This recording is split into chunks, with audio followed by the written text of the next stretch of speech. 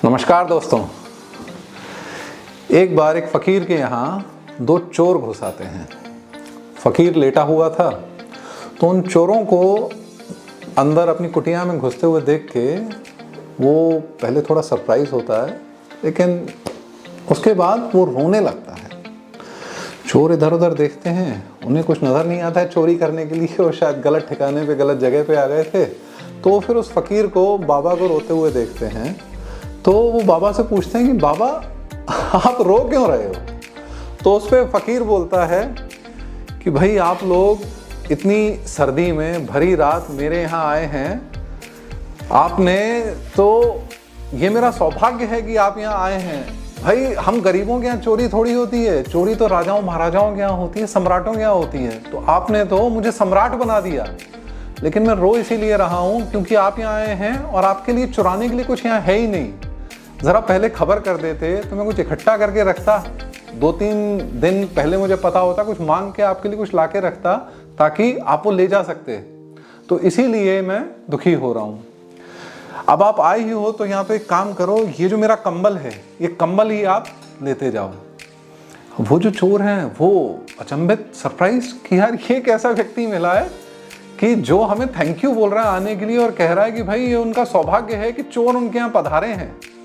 और वो कंबल, अपना मतलब इकलौती एक चीज़ उसके पास जो है, अगर वो अपना कंबल दे देता है तो ऑलमोस्ट निर्वस्त्र हो जाएगा। मतलब this is the only piece of cloth that he has. तो बोला कि मेरी चिंता मत करो, मुझे तो इन फटे अधूरे कपड़ों में रहने की आदत है, लेकिन आप आए हो, आप कम से कम इस चीज़ को तो मेरी तरफ से लेके जाओ। और देखो प्लीज़ मना मत करना, क्योंकि अगर मना करोगे तो मुझे बहुत दुख होगा। वो चोर कुछ कह भी नहीं पाए, लेकिन वो जो फ़कीर था उसकी बात में और उसकी अदा में कुछ ये ताकत थी कि उन चोरों ने उस कंबल को स्वीकार किया और वो पीछे की तरफ पलट के जाने को हुए। तो फ़कीर पीछे से आवाज़ देकर उन्हें कहता है कि अच्छा एक काम करो, जाते जाते दरवाज़ा बंद करते जाना, और क्योंकि मैंने तुम्हें कंबल दिया है तो अब तुम मुझे थैंक यू बोलते हुए जाओ, धन्यवाद करते हुए जाओ। वही माथा पकड़े कि यार किया क्या जाए, लेकिन ये आम आदमी नहीं है। थैंक यू बोला, नमस्कार किया, दरवाज़ा बंद करके निकल गए। अब उन चोरों की भी किस्मत अच्छी या बुरी वो तो बाद में पता चलेगा कि वो बहुत ही जल्दी पुलिस द्वारा पकड़े गए।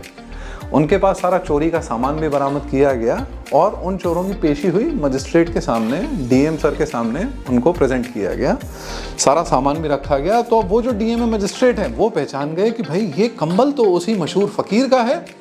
तो वो एकदम क्रोधित हुए, नाराज़ हुए। इन इज एंग्री मोड उन्होंने उन चोरों को बोला कि तुमने उस फ़कीर के यहाँ चोरी की है, उसका तुमने कंबल चुराया है। तो अब तो गवाही देने के लिए हम उन फ़कीर को ही बुलाएंगे, और वो जो एक अकेला व्यक्ति है उसकी गवाही 1000 लोगों की गवाही के बराबर है।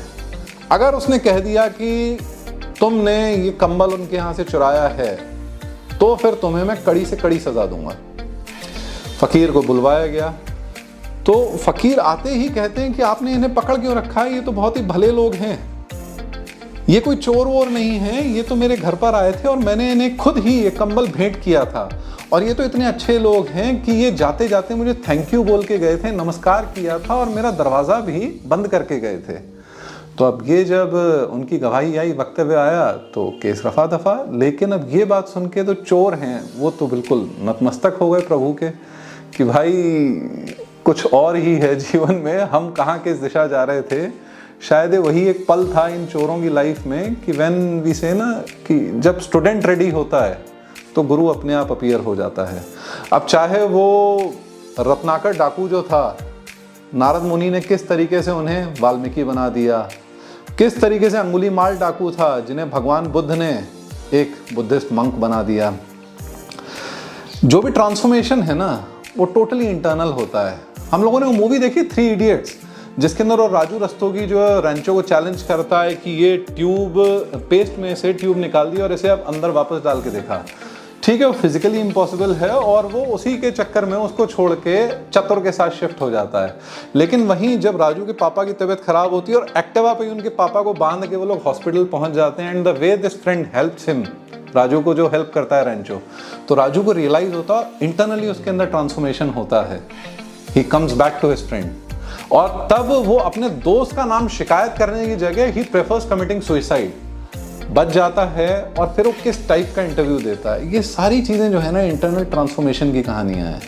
हम पता नहीं क्या ढूंढते रहते हैं, देखते रहते हैं कि कौन सी बहारों में फूल खिलेंगे या तितलियाँ महकेंगी या पता नहीं व्हाट नॉट, लेकिन ये सारी चीज़ें जो है ना अंदर होंगी।